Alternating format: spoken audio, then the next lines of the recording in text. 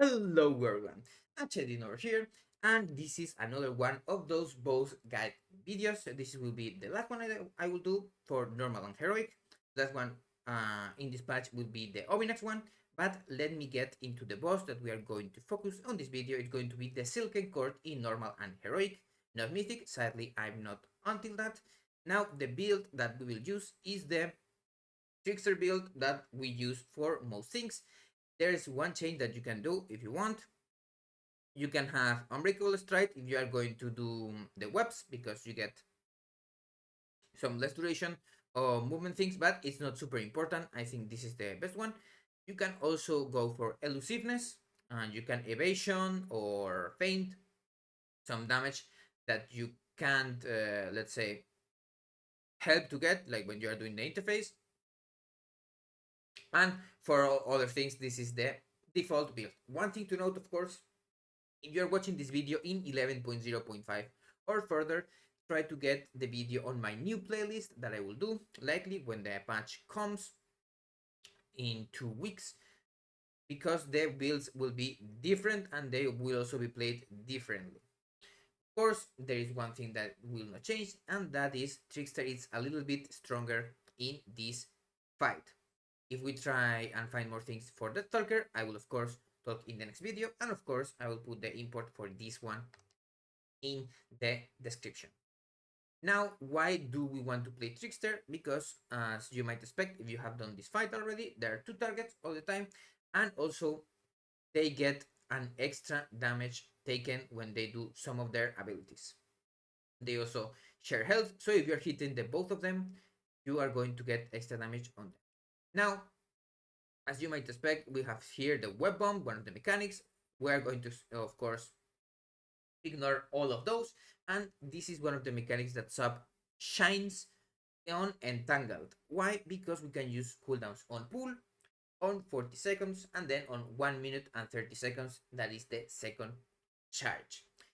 Then after the second charge, it can get lower or not in bosses faces at percentage, so timers will be a little bit different. I will try to explain to my best on the other one, that, as you know, if you dispel three things on Anubarash, you spell here, and he also get the Stinging Delirium.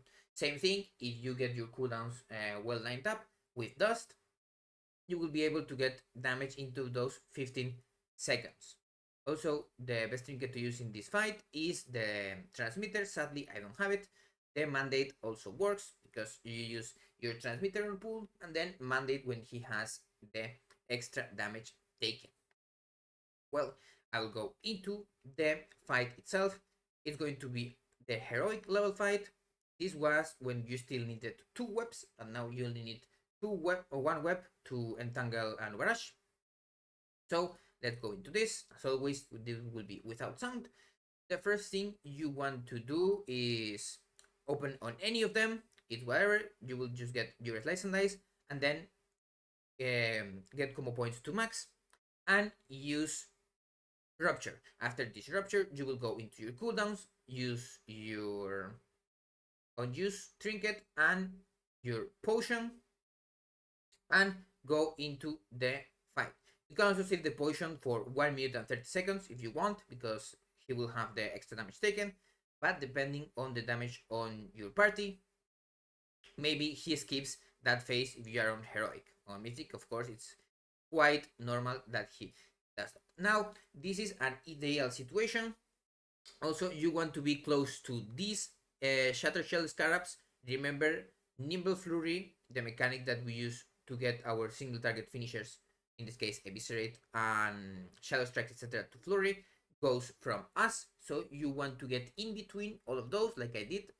I was not hitting the last Shatter Shell Scarab, but I was still hitting at least 2 of them, as you can see from my little numbers here. Ideally, you get in the middle of all of those, and the people that are selected by them also get into melee, or they get gripped and then stunned and CC'd, and you kill them. I did hit all of them now with my secret technique, and you can see Sublety does quite a little bit of damage. Now, this will be his first borrow, As you can see now, my Symbols of Death has only 4 seconds of cooldown. So what you want to do is, of course, have Rupture on the 2 targets. Then get some combo points ready on the Silken Spinner.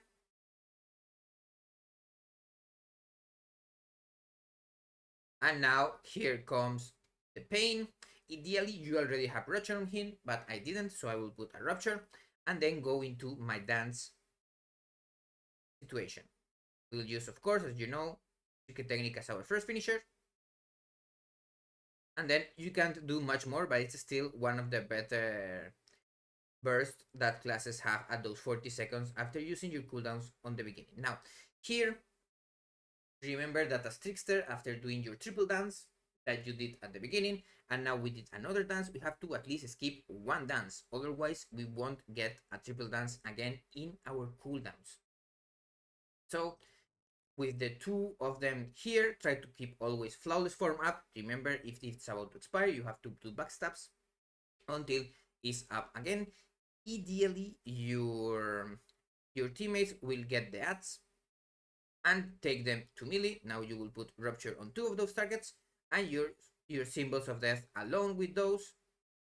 And if you can, try to hit your Secret Technique on the ads if possible. If not, you just do like me. I use my Secret Technique as soon as possible and then get my combo points from using Shuriken Storm. Now we will get combo points ready. Then whereas it's about to charge again, as you can see, in 2 seconds. Now, same as before, you get combo points ready. Ideally, you also get, as before, Rupture on the boss. But if you don't, you samely Flagellation, Rupture, and then you go into your second set of cooldowns. On Heroic, this is going to not 100% be on this one. So you have to be ready to change target to the other one using a Shadow Step or a movement ability. In my case here, you can see I used a Shadow Step and I used my Last Dance. Sadly, I didn't use my combos perfectly, so I didn't get my third Secret Technique into the Flagellation place. Anyway, if you use these 3 dances, now you go into the maintenance situation. You will use your Symbols of Death as soon as you have it, but not use dance. It's not going to be up anyway, don't worry. And you will go into the second phase after this intermission. This intermission is also why I said that you might want to use elusiveness. You have time to use feint and to use evasion, and you get some of the damage. Of course, this is heroic, so the damage is not super high, but now you get your combo points to get the other Rupture up as soon as possible. And here you will use 1 charge of dance while they are together, and you have 15 seconds until you get the debuffs. Now 3 people are going to get the debuff and they want to get into the boss. This, of course, now will change depending on your raid comp or how you do this. He will get it first or afterwards. Now, of course, the debuff should not be dispelled yet. You will want to wait until he teleports to the middle, if he's on a side or anything like that, and then he begins casting the big boo. Now here, as you can see, my Flagellation, Shadow Blades, and Trinket are up again. You want to hold them. I don't remember if I used them, but you hold them, or you can even begin ramping on a Barrage. Remember, your full set of cooldowns is at least 30 seconds. And then when he gets dizzy, you change target to him. This will also depend on your raid comp and everything. At X percentage, he will just phase, and the damage increase will fade. Now we will go into the last phase. Trying to get Rupture always on the 2 of them. Evade the frontal. Remember, this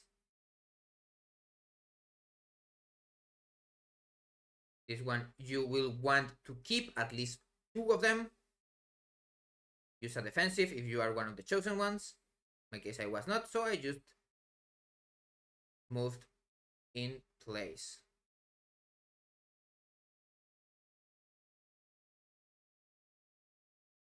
Now remember, he will teleport to the middle, and then in my case I had, as you can see, my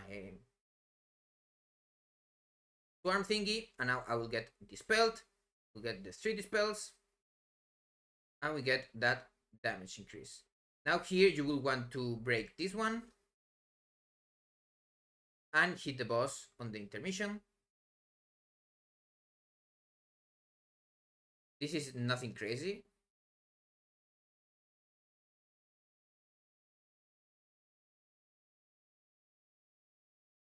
You might see that I used flagellation and then vanished to use blades because I thought we were going to have time in that damage increase, but that was not possible. If your guild doesn't have a lot of DPS, that might happen. Now in the last phase, we're going to have both mechanics. First of all, we will have the charge, so it's the same thing as it happened in phase 2. You want to keep 2 people with that net. First you will get the swarm. That swarm you want to keep on your people until he does the big boom a little bit later.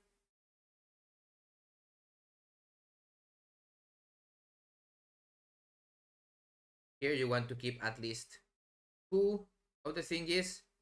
As you might know, we don't have 2, so we are going to get slammed.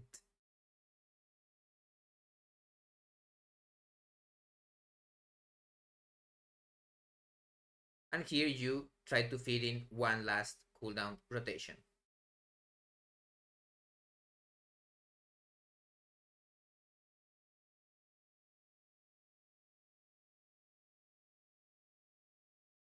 Well, that was everything for this video. Remember, sadly, on this boss, we don't have fixed timers because of the way their percentage phasing works, but if you have your flagellation and blades for one of the amps, it's good. If you have to skip dances, try to skip them always when it's the intermission or when any of the extra damage phases are out. Remember, usually you skip the dance after using your triple dance, but in this case you don't the first time, maybe you do the other times.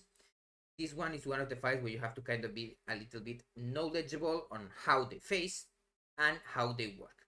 Hope you had a nice one, and I will see you on the next video.